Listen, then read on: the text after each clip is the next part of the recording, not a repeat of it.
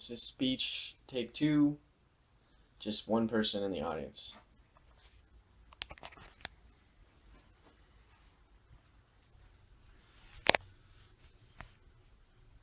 Okay. Millions of people all over the country are trying to lose fat through a diet program. However, the obesity epidemic continues to spread. According to an article by Marcus Schaefer and Kenneth Ferrero published in the Journal of Health and Social Behavior in 2007, the prevalence of obesity in America has risen substantially in the past 2 decades, even though scores of studies have come out during this time eliminating the health risks of excess body weight. So in a world where people seem to want to lose body fat, but can't seem to do so, what is there to do? Many are on the lookout for miracle pills, many turn to surgery. Sorry to burst your bubble, but if those things really worked, everyone would be walking around with six-pack abs, and that's obviously isn't the case. Today I'm going to tell you about a diet that has been around for many, many years, but seems to have been a closely guarded secret in the bodybuilding and fitness community. I'm going to tell you what the ketogenic diet is, the benefits of it, and how to use it, and why I think it is arguably the best diet and lifestyle change to lose body fat and keep it off. So first of all, what is the ketogenic diet? The ketogenic diet, or keto, is essentially a very low carbohydrate diet.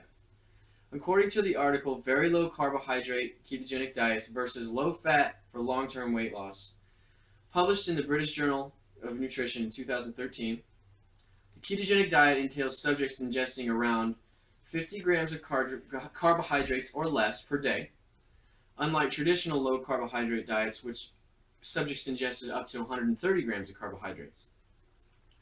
Carbohydrates are your body's preferred source of energy, and when you deprive your body of carbohydrates, it has no choice but to burn fat. However, fat requires more oxygen to burn.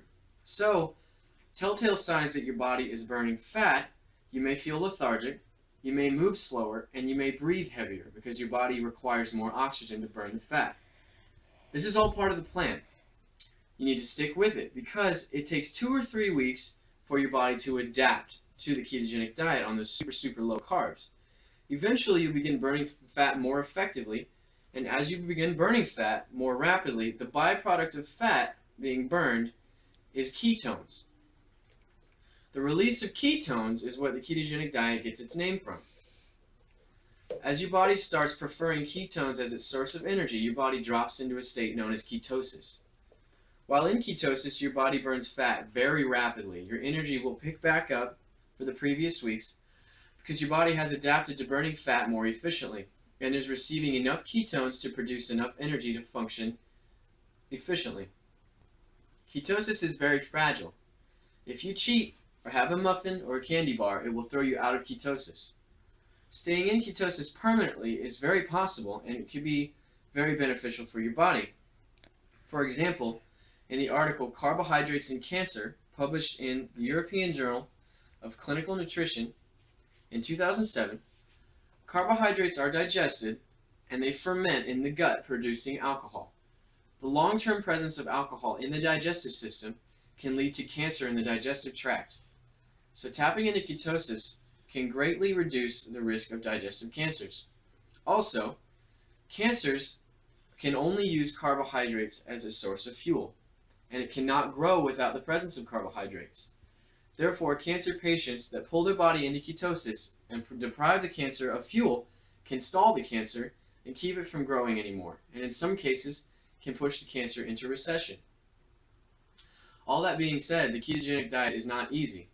It is very simple, but not easy. So I'm going to give you a few tips to help stick with this diet for the long term, should you choose to. The hardest part of the ketogenic diet is knowing what foods to avoid. All starches and sugars are off limits during periods of time which you are attempting to reach full ketosis. This means no sweets, no breads, no pastas, or potatoes. While on the ketogenic diet, it is important to keep your calories up, so you may want to take in more protein and fat from foods like nuts, lean meats, and eggs. A great food I use to keep my calories up is peanut butter. However, your fats should hover around 100 grams per day. Your protein should hover around 1 gram of protein per pound of body weight. It is very important to get fiber in your diet in order to keep your digestive system running effectively. Good ways to get fiber while staying under 50 grams of carbs per day are through foods like spinach, broccoli, or by supplementing your fiber intake with something like Metamucil. Now, in my opinion, it is important to reset the body and allow it to cycle out of ketosis for a day or two. When I do this, I feel that it helps keep my body and my fat loss from plateauing. This should happen about every week or so. When you pull your body out of ketosis, it rebounds and spikes your metabolism. Therefore, I feel it is good to cycle into ketosis and then out temporarily before you go back again. I think the first 2 or 3 weeks on this diet, you should be at less than 50 grams of carbs per day. It will take your body at least that long to initially tap into ketosis, as most people have never been in ketosis before. After those first 2 to 3 weeks, I feel one should refeed the body with 200 grams to 300 grams of carbohydrates for 2 days. An easy way to do this is start the diet at the beginning of the week, and after 2 weeks, refeed on the weekend, Saturday and Sunday. This will let you cut loose a bit and let your hair down. You don't really need to measure your carbs on the weekend. In fact, when in ketosis, appetite goes down. Therefore, 200 grams of carbs may make you so full that you won't want any more. Don't just go crazy on the weekend, however. But if you want some mashed potatoes or a piece of pizza or cake, go ahead. Just be smart about it. It's important to get back to the 50 grams of carbohydrates after the 2-day refeed, because after 48 hours of refeeding, that is when I have found that the body is done replenishing and will start to put on body fat again. The ketogenic diet is very effective. However, it is not easy. You will feel pretty bad during the first 2 weeks, but it is important to push through. Trust me, your body will adapt. One final thought is that you need to give this diet time to work.